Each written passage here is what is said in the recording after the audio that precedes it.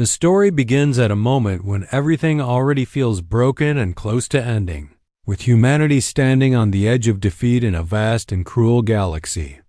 Commander Elias Rurik is introduced as a tired but unbroken human leader standing inside the ruined military outpost K-17, a lonely station floating far from Earth. Outside the shattered walls, space burns with fire and wreckage as enemy ships fill the sky, showing clearly that the alien empire known as the Karzun Dominion is winning the war. This opening scene is heavy with danger and fear, immediately showing the high stakes. Because K-17 was never meant to be a battlefield, only a quiet listening post, and now it has become a tomb filled with smoke, broken metal, and dead soldiers. Elias is not a fearless hero without doubt. He feels the weight of failure and loss, but he stands firm because humans have learned to survive even when hope is almost gone. His conversation with Lieutenant Mora-chan shows the reality of the situation in simple, painful terms. Communications are dead, help is not coming, and the remaining humans must rely only on themselves. This reinforces one of the core ideas of HFY stories, that humans endure even when abandoned and outmatched. As the enemy prepares to send ground troops, the tension rises and forces Elias and his team to retreat into old underground tunnels beneath the outpost, which creates a shift in setting from open destruction to dark, unknown depths. This move underground is important because it represents humanity being pushed into the shadows, forced to adapt and survive in places not meant for comfort or safety. While moving through these tunnels, the scanners detect strange heat signatures that do not match the Karzun, building mystery and suspense without explaining too much too quickly. When the humans enter the crystal-filled cavern, the tone changes again, replacing pure fear with surprise and wonder. The glowing blue crystals and the presence of small dragon-like creatures introduce something ancient and powerful, yet fragile at the same time. The baby dragons are not shown as monsters but as hungry, curious children, and their simple, innocent words, "We can eat your leftovers," break the tension in an unexpected way. This moment humanizes both sides because the humans expect danger but instead find need and vulnerability. The fact that the dragons can speak, even in broken language, shocks the humans and forces them to pause rather than react with violence, highlighting human restraint and emotional intelligence under pressure. The baby dragons sensing war and saying that their mother hates war adds another layer of meaning, suggesting that the conflict spreading across the galaxy is disturbing even ancient beings who want peace. Elias choosing to lower his weapon is a quiet but powerful action that shows humanity's strength is not only in weapons but in judgment and empathy. However, the story does not allow this calm moment to last long, because the ground shaking and the deep roar signal the arrival of something far greater and more dangerous. The awakening of the Dragon Queen is handled with slow, heavy tension rather than immediate action, making her presence feel massive and overwhelming. The description of her rising from the shadows, blocking light, cracking crystals, and filling the air with heat emphasizes her age and power without needing complex words, keeping the language simple but effective. The dragons bowing to her shows her authority and hints at a natural order older than human wars. When her eyes open, the story pauses on that moment to let the weight sink in, ending the first part on a powerful cliffhanger. This ending works because it combines fear, awe, and curiosity, leaving the reader unsure whether this ancient being will destroy the humans or become something else entirely. Overall, this part of the story sets up the central conflict by showing humanity at its weakest point, introduces mystery through the dragons, and prepares the ground for an epic shift in the war, all while using clear emotions, simple language, and a steady build of tension that pulls the reader forward without confusion. Part 2 of the story picks up immediately after the awe-inspiring and terrifying entrance of the Dragon Queen. expanding the scale from a dark, tense cavern to the wide battlefield of both land and space, showing humanity's resilience and capacity to fight even against impossible odds. The Dragon Queen's sheer size, power, and ancient presence are described in a way that makes her feel alive and unstoppable, her scales shimmering like stars and her wings scraping the cavern walls, emphasizing that this is not just a creature, but a force of nature that has lived through centuries, possibly millennia. Her voice fills the minds of the humans, demanding answers and reflecting a wisdom and authority far beyond anything the humans have encountered. And this moment establishes her as both a potential ally and a formidable entity whose judgment could decide life or death. Elias, the human commander, steps forward despite the obvious danger, showing his courage and leadership. He speaks to her with honesty and directness, explaining that humanity did not bring war by choice but is forced to defend itself, which appeals to her sense of reason and introduces the theme of moral strength and honor, key elements of HFY storytelling. The tension immediately escalates when the Karzoon ground troops storm the cavern, their alien forms massive and grotesque, armed with glowing weapons and bred for killing.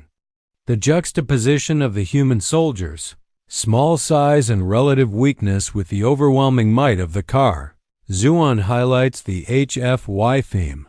Humanity may be physically smaller and less powerful, but they are clever, adaptable, and relentless.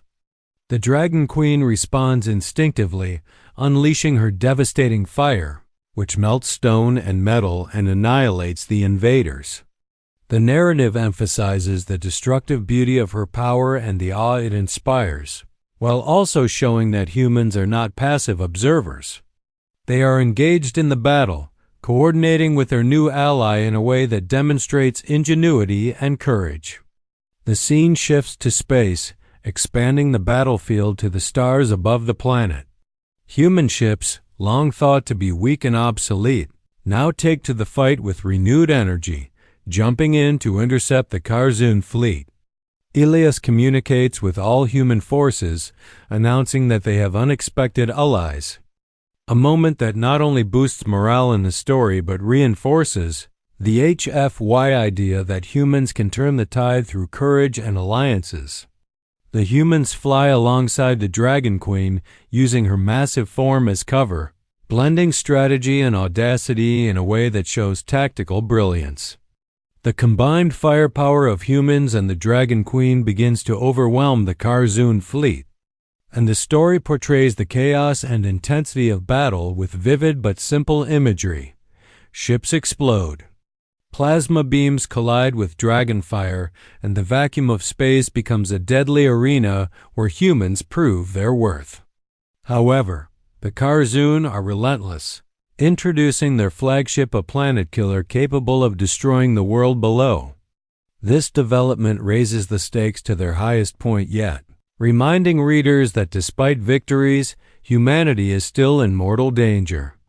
The Dragon Queen is hit by massive beams, and her pain is described in a way that evokes empathy, showing that even the most powerful allies are vulnerable.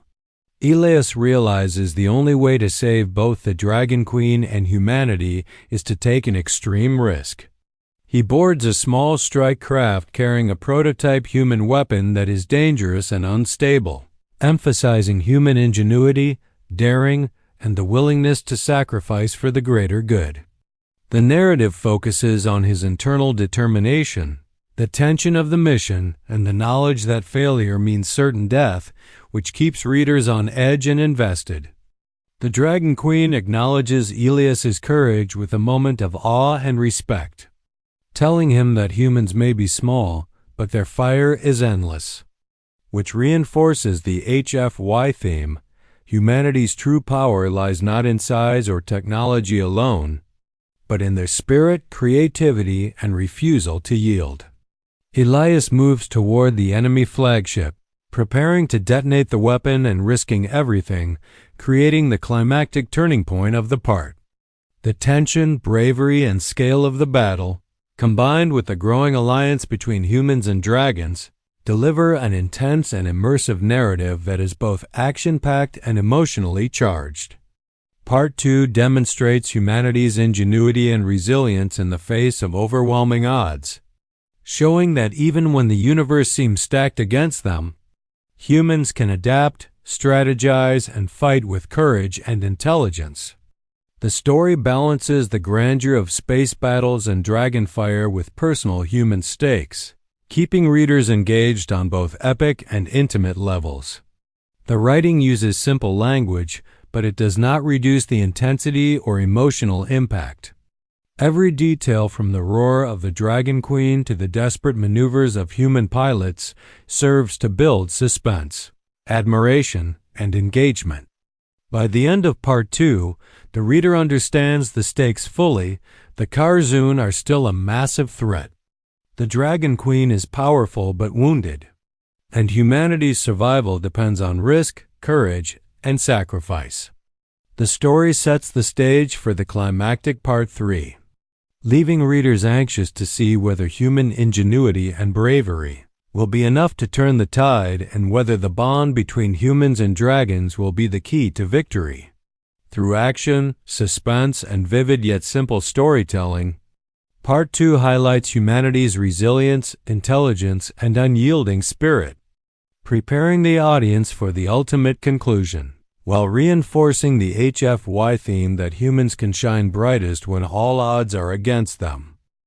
Part 3 of the story begins with the universe holding its breath after the daring and dangerous actions of Commander Ilias Rourke, setting the stage for the climactic resolution of the battle between humanity, their dragon allies, and the overwhelming Karzoon Dominion. Ilias, piloting the small strike craft with the unstable prototype weapon, moves through the battlefield with courage and purpose, fully aware that his mission could cost him his life, which emphasizes the human willingness to make ultimate sacrifices for the survival of others, a core theme of HFY storytelling. The narrative describes the weapon's detonation inside the Dominion flagship, a slow-build tension that transforms into explosive action, tearing through the enemy ship's shields and internal structures. This act is portrayed as both a physical and symbolic strike. Physically, it destroys the planet-killer vessel, threatening to obliterate the Dragon Queen and the humans below. Symbolically, it demonstrates humanity's ingenuity, audacity, and ability to outthink and outmaneuver a technologically superior foe. The explosion is described vividly yet simply, showing fire, shock waves, and destruction spreading across space, giving the reader a clear sense of the stakes and the scale of the human achievement. As the flagship collapses, the Karzoon fleet is thrown into chaos and largely destroyed by the shockwave, which allows human ships to regroup and claim an unexpected victory, highlighting that human courage and intelligence can overcome sheer numbers and strength. However, the victory comes at the cost of Ilias's life, which introduces the emotional weight of sacrifice. The story emphasizes that human heroism is not measured only by survival or victory, but also by selflessness and the willingness to risk everything for others, reinforcing the HFY theme of human resilience and moral strength. In the aftermath of the battle, silence fills the stars, a quiet that contrasts sharply with the earlier chaos, allowing the magnitude of human and dragon cooperation to sink in. Human survivors drift among the wreckage, both exhausted and victorious, reflecting on the cost of the battle and the bravery that carried them through impossible odds. This pause in action provides a moment of reflection and emotional connection for the reader, showing that heroism is as much about endurance and heart as it is about physical skill or firepower. Days later, the story moves to the memorial near the dragon nest, creating a serene and poignant setting that contrasts with the earlier destructive battlefield. The baby dragons sit quietly alongside human soldiers, symbolizing the bond forged through shared struggle and mutual respect, emphasizing that alliances and understanding can grow even in the midst of war. The Dragon Queen's presence at the memorial, her massive form folded yet still regal and powerful, reinforces the idea that even the oldest and strongest beings recognize and honor human courage and resilience. She acknowledges Elias's sacrifice, declaring that humans have earned a permanent place in the memory and history of her species, which provides emotional closure while also celebrating human achievements. This recognition is not given lightly. It underscores the story's HFY message that humans are capable of remarkable acts of bravery, creativity, and selflessness, which can earn them respect and allies across the galaxy. The story further highlights humanity's newfound reputation, showing that word of their actions spreads quickly, signaling a turning point in the galactic balance of power. Humanity is no longer seen as weak or insignificant. They are a race capable of standing against extinction, fighting gods and monsters, and forming bonds with creatures as ancient and powerful as dragons. This evolution in perception illustrates the long-term impact of human resilience, reinforcing the idea that even small and seemingly fragile beings can influence the course of history through courage and intelligence. The narrative concludes with a reflection on the essence of human nature. When faced with overwhelming odds, humans do not surrender. They adapt, fight, and find ways to survive and prevail. The story emphasizes that the human spirit shines brightest under pressure, that courage and ingenuity can outmatch brute strength, and that moral and emotional strength are as critical to victory as any weapon or technology. The final lines leave a lasting impression of pride, hope, and awe, reminding the reader that humanity's strength is not measured solely by size, numbers, or raw power, but by heart, determination, and the ability to rise above despair. The dragon's loyalty, the sacrifices made, and the ultimate survival of human forces all combine to create a satisfying resolution that is both emotional and triumphant, showing that victory is possible even in the darkest times. The story closes on the notion that humans, through their resilience, courage, and ingenuity, have not only survived but earned a place of respect and power in the galaxy, leaving a message of hope, inspiration, and the enduring spirit of human defiance. Through vivid descriptions of sacrifice, emotion, strategy, and victory, Part 3 wraps the story into a compelling conclusion that celebrates the human spirit, the value of courage, and the impact of selfless action, tying together all elements of the epic HFY sci-fi narrative in a way that is both thrilling and emotionally resonant, leaving readers with a sense of awe and admiration for humanity's capacity to face overwhelming challenges and emerge victorious.